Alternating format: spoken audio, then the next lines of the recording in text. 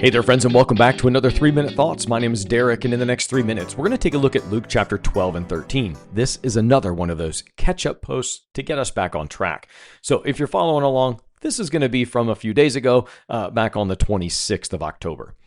All right, so Luke 12 and 13, these chapters, Jesus continues teaching his disciples as he journeys toward Jerusalem. These are the teaching moments on the way. He's going to emphasize vigilance, faithful stewardship, repentance, the urgency of the reality of God's kingdom, urgency and reality of God's kingdom. Let's take a look at the first 21 verses of chapter 12. Jesus warns against this idea of the leaven of the Pharisees. This is about hypocrisy, urging honesty, humility, and transparency.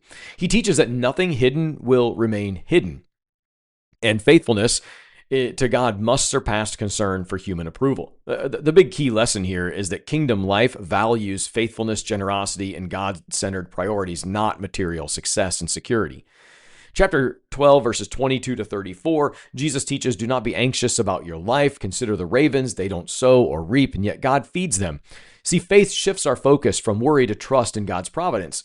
Treasure in heaven, not on earth, shapes life and behavior. Kingdom living calls for us to detach from worldly anxieties and begin to devote ourselves to following God's priorities.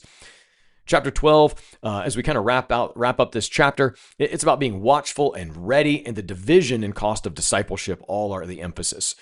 Through parables of servants and the wise steward, Jesus teaches about vigilance. Discipleship is active, not passive. Stewardship of God's gifts, time, resources, and responsibilities matters most because the master returns unexpectedly. And then the close of that chapter, Jesus does not shy away from tension. He warns that his coming may bring division. Faithfulness can be costly, yet eternal consequences outweigh temporary comfort. Chapter 13 starts off with repentance and this idea of a narrow door. The parable that he gives of the barren fig tree emphasizes God's patience and the call to bear fruit. Time is limited. Repentance is essential and necessary. And then he turns to healing a crippled woman on the Sabbath, confronting some religious legalism, and revealing that the kingdom as liberation and life-giving.